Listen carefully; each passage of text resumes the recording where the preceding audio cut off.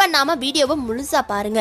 அதுக்கு முன்னாடி நீங்க இன்னும் நம்ம சேனலை சப்ஸ்கிரைப் பண்ணலைன்னா உடனே சப்ஸ்கிரைப் பண்ணிடுங்க. வாங்க இப்போ வீடியோக்குள்ள போலாம். பார்வதி தேவியின் 108 அவதாரங்கள்ல ஒன்றுதான் நாகம்மாள் அவதாரம். அதர்மத்தை அழித்து தர்மத்தை நிலைநாட்டுவதற்காக தான் அன்னை ஆதிபராசக்தி நாகம்மாள் அவதாரம் எடுத்தாங்கன்னு சில புராணங்கள்ல சொல்லப்படுது.